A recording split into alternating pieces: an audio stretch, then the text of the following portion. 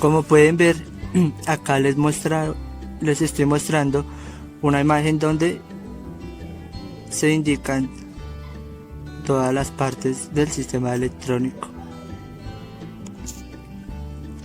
¿Qué tipos de averías pueden aparecer en el sistema electrónico? Tal y como apuntábamos anteriormente en el artículo, las averías dependerán del número de componentes del que disponga el sistema. Sin embargo, dividirlas en 3 tipos distintos: las que proceden de la unidad de control electrónico UCE, las relacionadas con los sensores y, por último, las que tienen su origen en fallo producido de algún actuador. Averías o fallas de la unidad de control electrónico UCE.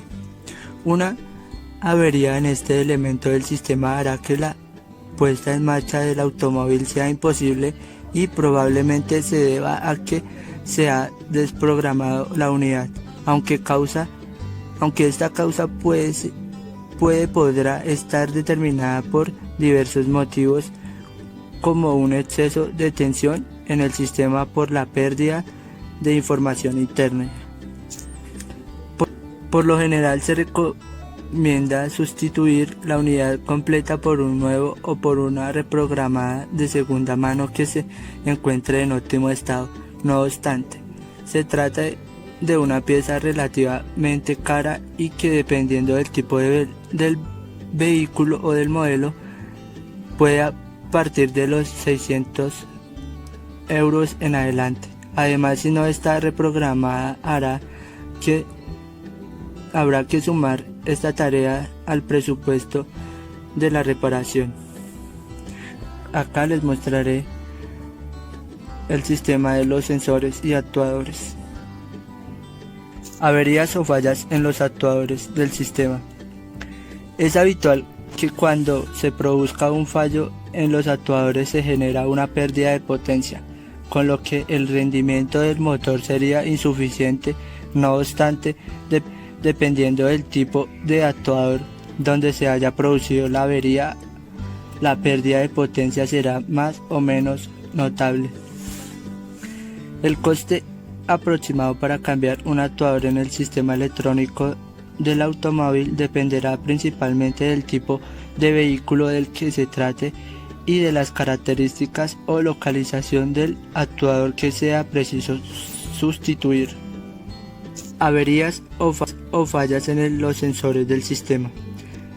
Las averías en alguno de los sensores que forman parte del sistema electrónico de un coche se traducirán en fallos y deficiencias de funcionamiento del motor, que en ocasiones podría dejar de funcionar o presentar dificultades para su puesta en marcha.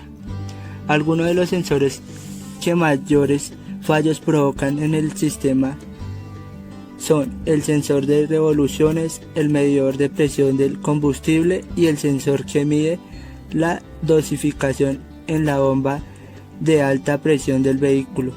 En este caso, de que fallece el sensor de revoluciones del motor, este dejaría de funcionar o directamente sería imposible ponerlo en marcha.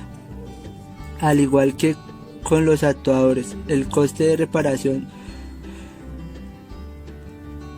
Una avería en alguno de los sensores del vehículo dependerá del tipo de sensor en cuestión, de su localización dentro del sistema y, por supuesto, del tipo de vehículo que se trate, sus características. La composición del sistema de control electrónico está formado por los siguientes componentes: sistema de generación y almacenamiento, el sistema de encendido, el sistema de arranque, el sistema de inyección de gasolina, sistema de iluminación, instrumentos de control. Como pueden ver, acá les voy a mostrar el sistema de almacenamiento, de generación y almacenamiento. Acá les muestro una respectiva imagen donde está todo el sistema.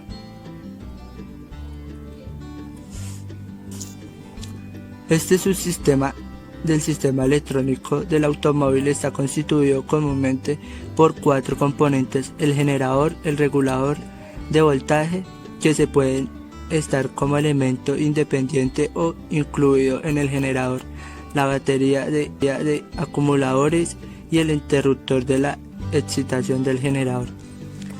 El borne negativo de la batería de acumuladores está conectado a tierra para que todos los circuitos del sistema se cierren por esa vía. Del borne positivo sale el conductor grueso que se conecta a la salida del generador. Por este conductor circula la corriente de carga de la batería producida por el generador. Esta corriente en los generadores modernos puede estar en el orden de 100 amperios. De este cable parte uno para el indicador de la carga de la batería en el tablero de instrumentos, generalmente un voltímetro en los vehículos actuales. Este indicador mostrará al conductor el estado del trabajo del sistema. Desde el borne positivo de la batería también se almacena a través de un fusible el interruptor del encendido. Cuando se conecta entre este interruptor se establece la corriente de excitación del generador y se pone en marcha el motor. La corriente de excitación será regulada para garantizar un valor preestablecido y establecer el voltaje de salida del generador. Este valor preestablecido corresponde al máximo valor del voltaje nominal y acumulador durante la carga, de modo que cuando esté completamente cargado no circule alta corriente por él y así protegerlo de sobrecarga. El sistema de encendido necesario e independiente capaz de producir el encendido de la mezcla de combustible y aire dentro del cilindro en los motores de gasolina o LPG, conocidos también como motores de encendido por chispa, ya que en el motor diésel la propia naturaleza de formación de la mezcla produce su autoencendido. Motor de arranque. En la actualidad todos los automóviles llevan incorporados el motor eléctrico de arranque, que ofrece unas prestaciones extraordinarias. El circuito eléctrico de arranque consta de batería, interruptor de arranque, conmutador y motor. Inyección de gasolina. Aunque en el carburador nació en el motor, se desarrolló constantemente hasta llegar a ser un sistema de iluminación. Cada vez más frecuente la utilización de circuitos electrónicos de control en el sistema de iluminación del automóvil. De esta forma, en un auto actual es frecuente que las luces de carretera se apaguen solas si el conductor se descuida y las deja encendidas. Cuando abandona el vehículo o las luces de cabina estén dotadas de temporizadores para mantenerlas encendidas un tiempo después de cerrar las puertas, y otras muchas, lo que hace muy difícil generalizar. Todos estos circuitos se alimentan a través de fusibles para evitar sobrecalentamientos de los cables en caso de posibles cortocircuitos. Instrumentos de control. En estos automóviles resulta necesario la presencia de ciertos instrumentos o señales de control en el tablero al alcance de la vista que permitan al conductor mantener la vigilancia de su funcionamiento con seguridad y cumpliendo con los reglamentos de tránsito vigentes. Aunque es variable el modo de operar y la cantidad de estos indicadores de un vehículo a otro, en general pueden clasificarse en 4 grupos: instrumentos para el control de los índices de funcionamiento técnico del coche, instrumentos para indicar el índice de circulación vial, señales de alarma, señales de alerta. En este caso les voy a hablar sobre los tipos de sensores. Temperatura del motor. Se trata de una señal continua proporcional a la temperatura del motor que normalmente se toma como referencia a la temperatura del líquido refrigerante. El rango de lectura debe ser de -40 a 120 grados centígrados. Se considera que la temperatura de funcionamiento óptimo va de los 70 a los 95 grados centígrados. Temperatura de la gasolina. Es una señal continua que se toma en el depósito de combustible. Esta temperatura difiere un poco con la ambiente, pero se mantiene en un rango cercano. Esta señal se toma para calcular la densidad de la gasolina según la temperatura a la que esté.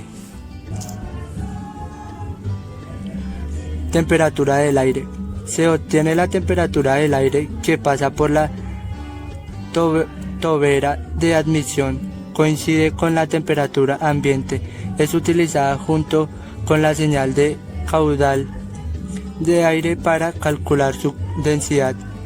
Esta señal se toma para calcular la densidad de la gasolina según la temperatura a la que esté. Temperatura del aire. Se obtiene la temperatura del aire que pasa por la tobera de admisión. Coincide con la temperatura ambiente. Es utilizada junto con la señal de caudal de aire para calcular su densidad. Es con precisión la cantidad de gasolina que inyectamos en cada admisión. Esta señal también es continua y prácticamente constante. Posición sensor de oxígeno, sonda lambda. Es un dispositivo capaz de medir la relación lambda de los gases de escape en función de la cantidad de oxígeno que con precisión la cantidad de gasolina que inyectamos en cada admisión. Esta señal también es continua y prácticamente constante. Posición sensor de oxígeno, sonda lambda. Es un dispositivo capaz de medir la relación lambda de los gases de escape en función de la cantidad de oxígeno que dentada y sensor Hall. Esta rueda dentada debe marcar el PMS del cilindro con un pulso de doble duración con el fin de ajustar el encendido RPM del motor. El mecanismo es similar a la posición del cigüeñal, utilizando la misma señal, pero en cambio de esta vez es tratada para saber el ángulo descrito por la cantidad de tiempo